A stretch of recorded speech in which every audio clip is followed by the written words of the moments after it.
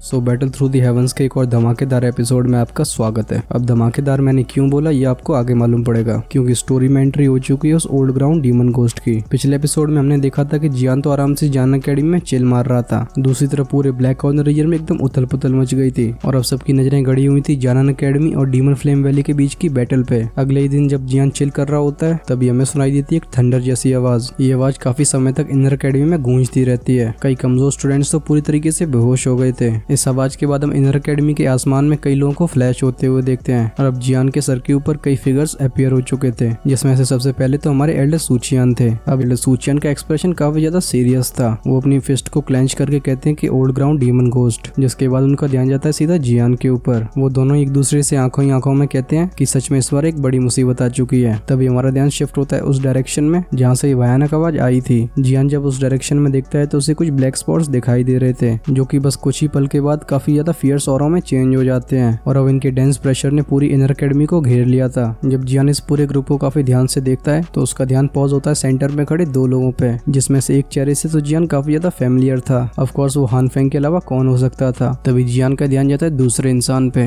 Well actually में इस old man के हेयर पूरी तरीके से ब्लड रेड थे और इसने एक स्कल येलो रोब पहन रखी थी। इस बुड्ढे का फेस काफी ज्यादा स्किनी था। बेसिकली अगर हम इसे कैटेगराइज करें तो ये उनमें से बिलोंग करता था जो सिर्फ हड्डियों के ढांचे होते हैं, और जब हम उसकी आंखों की तरफ देखते हैं तो फिर हमें दिखाई देता है काफी ज्यादा घोस्टली ऑरा। ये ओल्ड मैन बिना किसी सपोर्ट के एकदम एम्प्टी एयर पे खड़ा हुआ था और जैसे ही हर बार इसकी रोब की स्लीव एकदम वेव होती, हम उसके आसपास के स्पेस को डिस्टॉर्ट होते हुए देखते हैं। अब भले ये स्पेस रिपल्स काफी ज्यादा वीक हो, लेकिन जियान ने आसानी से डिटेक्ट कर सकता था। ये देख के जियान ने भी अपनी बाहें तान ली थी, क्योंकि इतनी सालों में इतनी प्रोफाउंड दुखी जियान ने पहली बार देखी है। जियान समझ गया था कि डीमन फ्लेम वैली का फाउंडर है, जिससे फर्स्ट एल्डर सूचियान और बाकी लोग भी काफी ज्यादा डरते थे। जब इतने सारे खतरनाक औरों को लेके ये लोग अपीयर होते हैं तो इनके प्रेशर को फील करके स्टूडेंट्स के एक्सप्रेशन चेंज हो गए थे। जब वो एक दूसरे की आंखों में देखते हैं तो वो एक दूसरे की आंखों में एक डर को फील कर पा रहे थे। जब ये लोग इनर अकेडमी के ऊपर ये प्रेशर अप्लाई करते हैं तो इससे फर्स्ट एल्डर सूचियान का एक्सप्रेशन भी चेंज हो गया था। एल्डर सूचियान उस लाल बालों वाले बुड्ढे से कहते हैं, और हम इसे आगे ग्राउंड डीमन घोस्ट ही बोलेंगे। वो इस ग्राउंड डीमन घोस्ट से कहते हैं कि इतने सालों से हम नहीं मिले हैं, लेकिन अनएक्सपेक्टेड बात है कि तुम्हारी स्ट्रेंथ यहाँ तक पहुंच चुकी है। वहीं पे वो ground demon ghost Elder Suchian को एटीट्यूड दिखा रहा था। वो उनकी तरफ देख के कहता है, तुम सूचियान हो? सच में ये भी अनएक्सपेक्टेड बात है कि तुम भी दो जोंग पे ब्रेक थ्रू कर चुके हो, क्योंकि जब मैं तुमसे मिला था तो तुम दो हुआंग के बस पीक लेवल के एक्सपर्ट थे। खैर तुम्हें ये बात तो क्लियरली पता होगी कि आज मैं यहाँ पे क्यों आया हूँ। इस वजह से टाइम को वेस्ट न करते हुए उस जियान नाम के लड़के को हमारे हवाले कर दो, क्योंकि मैं उससे अपने हिसाबों को चुकता करूंगा। क्योंकि अगर ऐसे ही काम चलता रहा तो आखिर ब्लैक कॉर्नर रीजन में मेरी डीमन फ्लेम वैली कैसे सर्वाइव करेगी। ये सुन के एल्डर सूचियान का एक्सप्रेशन पूरी तरीके से ग्लूमी हो गया था। वो एक कोल्ड आवाज में कहते हैं कि ओल्ड ग्राउंड डीमन घोस्ट, जियान ने तुम्हारे फंगियान और बाकी दो एल्डर्स को किसी रीजन की वजह से मारा था, क्योंकि जब भी कोई फाइट स्टार्ट होती है तो किसी न किसी को तो नुकसान झेलना पड़ता ही है। और तो और फंगियान और उन दोनों एल्डर्स ने मिलकर जियान के ऊपर फेटल अटैक लॉन्च किया था। तो क्या वो बस खड़े होकर वहाँ पे तमाशा ही देखता रहता? लेकिन लगता है इस ग्राउंड डीमन घोस्ट को ऐसा लग रहा था जैसे इसी की लाठी और इसी की भैंस हो। वो कहता है, मुझे इन सब पछड़ों के बारे में कुछ नहीं पता है और ना ही मैं इन सब के बारे में बिल्कुल केयर करता हूँ। बस मैं ये जानता हूँ कि इस जियान नाम के लड़के ने मेरे 3 एल्डर्स को मारा है। वो अपने हाथ को वेव करते हुए तेजी से हंसते हुए कहता है कि अब मैं तुमसे बात करके अपनी सांसों को बर्बाद नहीं करना चाहता। तुम जाओ फटाक से मेंटियांगशी को बाहर बुलाओ। जब एल्डर सूचियान ये सुनते हैं तो उनके फेस पे भी एक कोल्ड स्माइल आ गई थी। वो कहते हैं, ओल्ड ग्राउंड डीमन घोस्ट, कहीं तुम ऐसा नहीं लग रहा है कि तुम्हारी ये बातें सुन के लोग तुम्हारे पीठ पीछे हंसेंगे? अगर हमारे हेडमास्टर इनर अकेडमी में अवेलेबल होते तो क्या तुम्हारी हिम्मत होती कि तुम यहाँ पे इस तरीके से एक्ट करो? एल्डर सूचियान की आवाज सुन के उस ओल्ड ग्राउंड डीमन घोस्ट की आंखों में एक ग्लिंट फ्लैश होता है। वो एक रेडिक्यूल वाली टोन में कहता है कि सूचियान, तुम्हें सच में ऐसा लगता है कि मैं उस मेंटियांगशी से डरता हूँ? और अगर मैं उससे डरता भी हूँ तभी तुम्हारे पास वो क्वालिफिकेशंस नहीं है कि तुम मुझसे ये कह सको। चलो मैं तुम्हारे ऊपर 2 शब्द और कह देता हूँ। अगर तुम आज जियान को हमारे हवाले नहीं करते हो तो तुम्हारी एकेडमी को फ्यूचर में कंटिन्यू होने की कोई जरूरत नहीं है। जब ये ओल्ड ग्राउंड डीमन घोस्ट ये कहता है तो इनर अकेडमी के सारे एल्डर्स के एक्सप्रेशन चेंज हो गए थे। हम उन सभी एल्डर्स के फेस पे एक फ्यूरी को देख सकते हैं, क्योंकि ये बुड्ढा जो अभी तक मर नहीं पाया है वो काफी ज्यादा एरोगेंट हो गया है। खैर जब तक ये मामला चल रहा था हमें ओपन ग्राउंड से किसी के हंसने की आवाज जाती है। हम जियान के पीछे से ग्रीन कलर के विंग्स को अपीयर होते हुए देखते हैं, जिसे फ्लैप करके जियान एल्डर सूचियान के साइड में पहुंच गया था। वो इस ग्राउंड डीमन घोस्ट से हंसते हुए कहता है कि तुम्हारे जैसे एक्सपर्ट ने मेरे नाम को याद रखा, ये मेरे लिए काफी ज्यादा सरप्राइजिंग बात है। और ऑफ कोर्स हमारे लिटिल फेरी डॉक्टर और जिया भी जियान के बिल्कुल पीछे पीछे थे। इस समय ये दोनों भी ओल्ड ग्राउंड डीमन घोस्ट को काफी तीखी नजरों से देख रही थी। तब ये ग्राउंड डीमन घोस्ट भी जियान की तरफ अपनी नजर घुमाता है। वो एक डेंस आवाज में कहता है, तुम जियान हो? अब इसका जवाब जियान पहले दे पाता, तभी जो हानफेंग साइड में खड़ा हुआ था वो बीच में इंटरप्ट करता है। वो अपनी बत्ती सी दिखाते हुए कहता है कि सीनियर ग्राउंड डीमन, यही वो जियान है। फंगियान और बाकी के दोनों एल्डर्स इसी के हाथों से मारे गए हैं और वो बोधिसत्व बॉडी ट्रांसफॉर्मेशन सलाइवा भी इसके ही हाथ में है। और ये कहने के बाद हानफेंग की नजर जाती है सीधा जियान के ऊपर। अभी हानफेंग के फेस पे एक सैवेज स्माइल थी।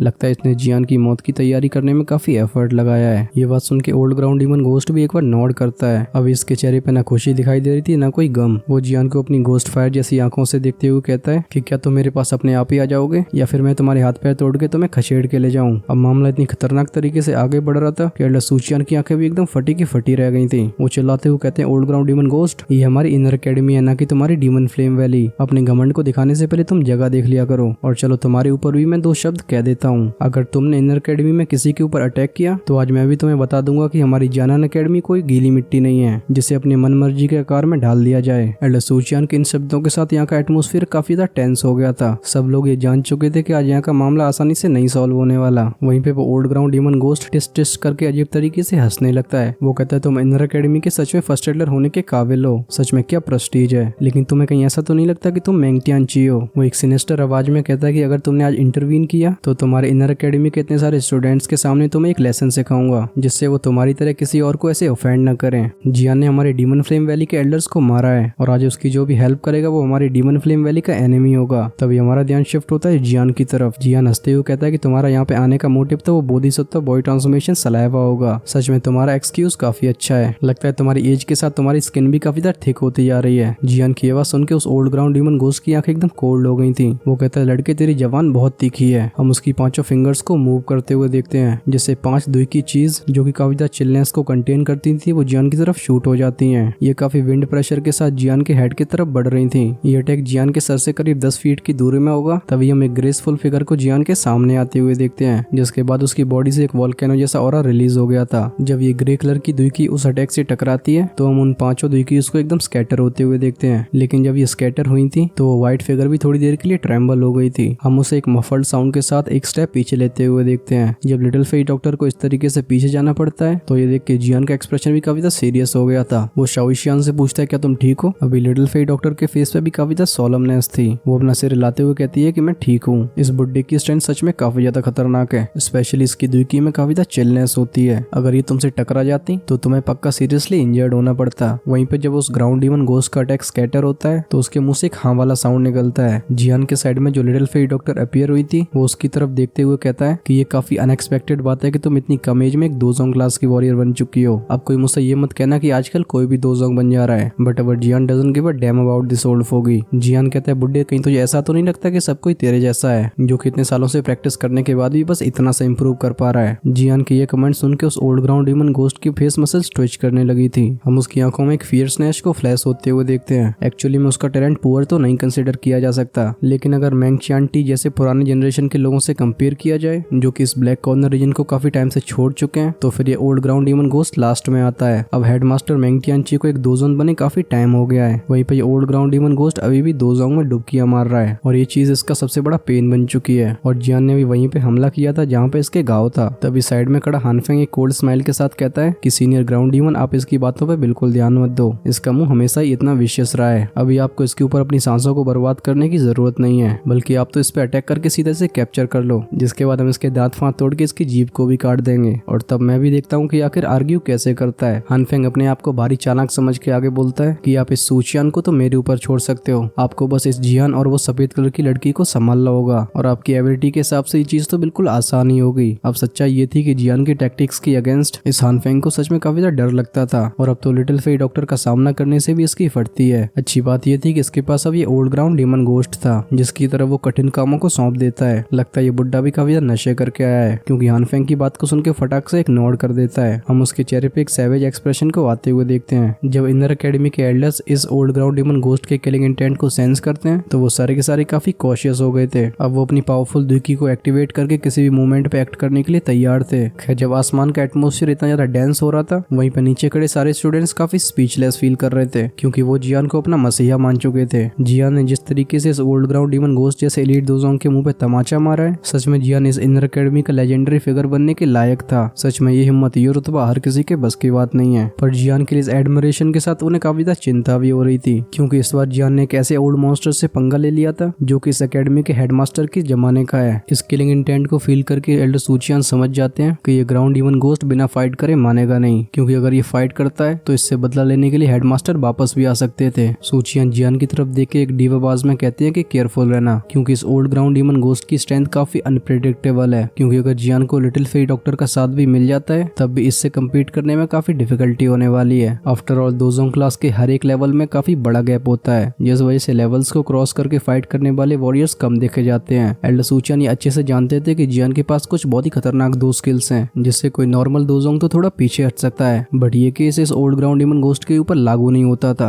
एल्डर सूचियान की बात सुन के जियान भी नॉड कर देता है, जिसके बाद उसका हाथ जाता है उसके चेस्ट पे। हम जियान की आंखों में भी एक विशियसनेस को फ्लैश होते हुए देखते हैं। अगर ये बुड्ढा जो कि मरने का नाम नहीं लेता है, बिल्कुल भी रुकने वाला नहीं है, तो फिर जियान ने भी इसके लिए एक चीज को प्रिपेयर करके रखा था। तभी उस ओल्ड ग्राउंड डीमन गोस्ट की नजर जाती है नीचे सारे के सारे स्टूडेंट्स और एल्डर पे। वो कहता है क्योंकि मैं तुम्हारे हेडमास्टर मेंग टियानशी को काफी टाइम से जानता हूँ, तो फिर जब तक तुम्हारे इनर एकेडमी के स्टूडेंट्स और एल्डर्स अटैक नहीं करते हैं, हमारे डीमन फ्लेम वैली के ये एक्सपर्ट्स भी अटैक नहीं करेंगे। मैंने यहाँ पे तुम्हारी जान तो बख्श दी है, लेकिन आज इस जियान को मुझसे कोई नहीं बचा सकता। इस ओल्ड ग्राउंड डीमन गोस्ट के ये शब्द सुनने के बाद एल्डर सूचियान थोड़ा सा रिलैक्स फील करते हैं, क्योंकि ये नॉर्मल स्टूडेंट्स और जियान में काफी अंतर था। अगर डीमन फ्लेम वैली के लोग सब पे अटैक कर देते तो फिर इनर एकेडमी सच में काफी केओस में चली जाती, जिससे कई स्टूडेंट्स और एल्डर्स की जान भी जाने वाली थी। एल्डर सूचियान जानते थे कि ओल्ड ग्राउंड डीमन गोस्ट इतना ज्यादा राइशियस इंसान नहीं है। राइशियस का मतलब अच्छे दिल वाला, क्योंकि अगर ये old ground demon ghost normal students के ऊपर अटैक कर देता है तो ये बात जब हेडमास्टर के कानों तक जाएगी, वो डेफिनेटली काफी ज्यादा फ्यूरियस होने वाले हैं, और उस समय इस ओल्ड मॉन्स्टर की भी खटिया खड़ी हो जाएगी। खैर वो old ground demon ghost elder Suchian को पूरी तरीके से इग्नोर करके जियान की तरफ देखने लगता है। वो एम्प्टी एयर पे आगे बढ़ते हुए कहता है कि मैंने सुना ये छोटा सा लड़का अपनी दो होवांग की स्ट्रेंथ के साथ एक एलिट दोजोंग से फाइट कर सकता है, तो चलो आज ठीक है, तुम और तुम्हारे फ्रेंड दोनों मिलकर मेरे ऊपर अटैक करो, वरना लोग कहेंगे कि मैंने तुम्हें बिल्कुल चांस नहीं दिया। इस ग्राउंड डीमन गोस्ट के ये शब्द काफी ज्यादा एरोगेंस से भरे हुए थे। अब इसकी स्ट्रेंथ इस लेवल पे पहुंच चुकी थी कि इसके पास ये राइट भी था। अब इस ब्लैक कॉर्नर रीजन में इस ओल्ड ग्राउंड डीमन गोस्ट का कोई अपोनेंट नहीं था, क्योंकि सारे के सारे स्ट्रॉन्ग लोग सेंट्रल रीजन की तरफ चले गए थे और बचे हुए लोग किसी न किसी तरीके से मारे जाते हैं। वहीं पे वो मोशिंग टियान तो इसकी यंगर जनरेशन का था। इस ओल्ड ग्राउंड डीमन गोस्ट को जियान के ऊपर अटैक करते हुए देख एल्डर सूचियान की आंखें एकदम श्रंक हो जाती हैं। वो इससे पहले कुछ एक्शन ले पाते उनके सामने एक फिगर फ्लैश होता है। हान फेंग हंसते हुए कहता है कि एल्डर सूचियान तुम्हारा अपोनेंट मैं हूँ, इस वजह से बाकी के लोगों के मैटर्स में तुम्हें इंटरवीन नहीं करना चाहिए। अब हमारे एल्डर सूचियान भी हान फेंग से कहाँ पीछे रहने वाले थे। वो एक कोल्ड स्माइल के साथ कहते हैं कि हमारे हेडमास्टर एक बार वापस आ जाते हैं तो फिर इस मैटर के बारे में उन्हें मैं अच्छे से बताऊंगा, और तब मैं भी देखता हूँ कि आखिर तुम्हें कौन प्रोटेक्ट करता है। एल्डर सूचियान जब हेडमास्टर को मेंशन करते हैं तो उस हान फेंग का एक्सप्रेशन काफी ज्यादा अननेचुरल हो गया था। क्लियरली हान फेंग भी इस लेजेंडरी हेडमास्टर से डरता था। खैर ये सब ख्याल उसके दिमाग में बस थोड़ी देर के लिए लास्ट करते हैं। हान फेंग जान चुका था कि उसके बीच में और जानन एकेडमी के बीच में एक दुश्मनी तो हो ही चुकी है, तो फिर यहाँ पे कुछ भी कहने से कोई फायदा नहीं होने वाला। और अगर हान फेंग छिपना ही चाहता है तो फिर इवन एक एलाइट दोजन भी उसे नहीं ढूंढ पाएगा। हान फेंग कहता है एल्डर सूचियान तुम्हें मुझसे ये कहने की जरूरत नहीं है, क्योंकि वो मेंग टियानशी पिछले 10 सालों से यहाँ पे नहीं आया है। अब तो ये भी पता नहीं कि वो जिंदा है या फिर नहीं। हान फेंग की ये बात सुन के एल्डर सूचियान का एक्सप्रेशन एकदम डार्क हो गया था, और सारे के सारे एल्डर्स की आंखों में भी सेम यही एक्सप्रेशन था। सिचुएशन से तो ऐसा लग रहा था कि एल्डर्स इसकी चटनी बनाने वाले हैं, बट हान फेंग इन एल्डर्स की लाल आंखों को देख के बिल्कुल भी नहीं डरता। वो अपने पीछे खड़े डीमन फ्लेम वैली के लोगों की तरफ पॉइंट करके कहता है कि अगर तुम लोग इस बैटल में शामिल होकर और भी स्टूडेंट्स को इंजर्ड करना चाहते हो तो फिर तुम आगे बढ़ सकते हो, पर ये मेरे पीछे खड़ी हुई डीमन फ्लेम वैली के लोग बिल्कुल यूजलेस नहीं है। सूचियान अपने हाथ को वेव करके इन एल्डर्स को सरप्राइज करते हैं। वो डीमन फ्लेम वैली की तरफ इशारा करके कहते हैं कि आप सभी को बस उस ग्रुप का ख्याल रखना है, क्योंकि मेरी चिंता करने की बिल्कुल जरूरत नहीं है, और अगर जियान की साइड में कुछ हो जाता है तो फिर आप सब लोग उसकी हेल्प कर सकते हो। जब सभी लोग ये सुनते हैं तो हमें सुनाई देती है कि यस की आवाज। वहीं पे वो हान फेंग तो तेजी से हंस रहा था।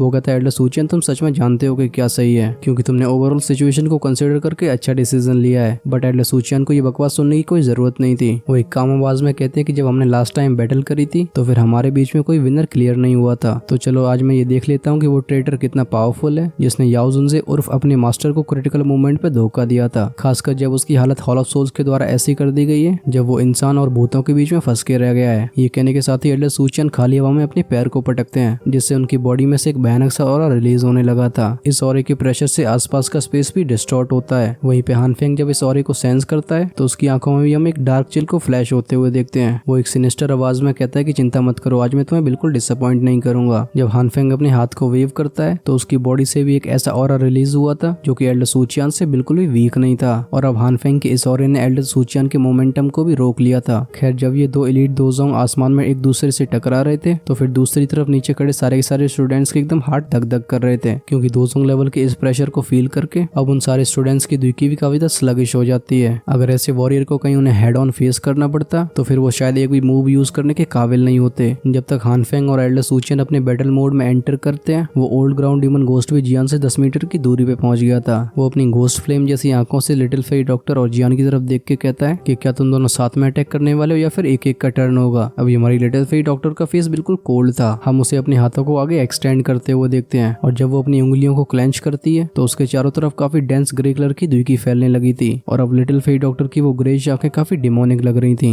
वो जियान की तरफ मुड़ के कहती है कि पहले मैं फाइट करती हूँ, क्योंकि तुम्हारी और इस ओल्ड ग्राउंड डीमन गोस्ट की स्ट्रेंथ में काफी बड़ा गैप है। अगर तुम्हें गलती से कोई अटैक लग जाता है तो तुम्हारा सीरियसली इंजर्ड होना बिल्कुल पक्का है। वहीं जियान एक गहरी सांस लेने के बाद अपना सिर हिलाने लगता है। जियान कहता है चलो साथ में अटैक करते हैं, क्योंकि तुम अकेले उसका मुकाबला नहीं कर सकती और चिंता मत करो, मेरे पास कुछ डिफेंसिव एबिलिटीज भी हैं, तुम मेरी वजह से बिल्कुल भी डिस्ट्रैक्ट नहीं होने वाली। जब जियान यहाँ तक बोल चुका था तो फिर उसका ध्यान जाता है जिया की तरफ। वो कहता है तुम्हें हमारी फाइट में बिल्कुल इंटरवीन नहीं करना है, क्योंकि अब हम जिस अपोनेंट को फेस कर रहे हैं वो हमारे पास्ट के अपोनेंट से बिल्कुल डिफरेंट है। क्या तुम्हें मेरी बात क्लियर समझ में आ रही है? अब जियान की ये बात सुन के हमारी जिया का फेस एकदम डल हो गया था, लेकिन जब वो जियान की आंखों में एक सॉलमनेस को देखती है तो वो समझ गई थी कि कुछ भी आगे कहना बिल्कुल व्यर्थ होगा। हम जिया को डिसअपॉइंटमेंट के साथ एक नोड करते हुए देखते हैं। वहीं पे जब जियान ऑलरेडी बात कर चुका था तो फिर लिटिल फेरी डॉक्टर को भी आगे कुछ कहने की जरूरत नहीं थी। वैसे ही हमारी लिटिल फेरी डॉक्टर को भी कम बात करने की आदत थी। वो जियान की तरफ एक नोड करने के बाद अपनी 10 उंगलियों को फ्लिप करती है, जिससे लिटिल फेरी डॉक्टर के फिंगर नेल्स करीब आधे फुट बड़े हो गए थे, जिनमें काफी डेंस ग्रेज पर्पल कलर छिपा हुआ था। इस समय वो ओल्ड ग्राउंड डीमन गोस्ट एक जेंटलमैन की तरह 10 मीटर दूरी पे खड़ा हुआ था। जब जियान और लिटिल फेरी डॉक्टर एक दूसरे से कन्वर्सेशन कर रहे थे तो उसकी नजरें भी इन दोनों के ऊपर जंप कर रही थी। वो कहता है फाइनली तुमने डिसाइड कर लिया, लेकिन उसने बस इतना बोल ही पाया था तब ये ग्रे कलर की दुई उसकी तरफ शूट होती है। इस ग्रे कलर की एनर्जी को अपनी तरफ आती हुए देख वो बस एक बार हम बोलता है, जिससे उसकी बॉडी से काले कलर की कोल्ड लेयर बाहर आती है। जब वो ग्रे एनर्जी इस कोल्ड लेयर से टकराती है तो हम उसे अचानक से वहीं पे पॉज होते हुए देखते हैं। फिर फटाक से वो एनर्जी एक बड़े से आइस क्यूब में कन्वर्ट हो गई थी, जो कि क्लियर साउंड के साथ फूट जाता है। हम एक बहुत ही छोटे से आइस क्यूब को उस ओल्ड ग्राउंड डीमन गोस्ट के हाथों में देख सकते हैं। जब वो उसे हल्का सा रब करता है तो अचानक से उसकी आंखों में एक सरप्राइज फ्लैश हुआ था। ग्राउंड डीमन गोस्ट कहता है कि अनएक्सपेक्टेड बात है कि तुम पॉइजन को कंट्रोल करने में इतनी स्किलफुल हो, लगता है मैंने सच में तुम्हें काफी अंडर एस्टिमेट कर दिया था।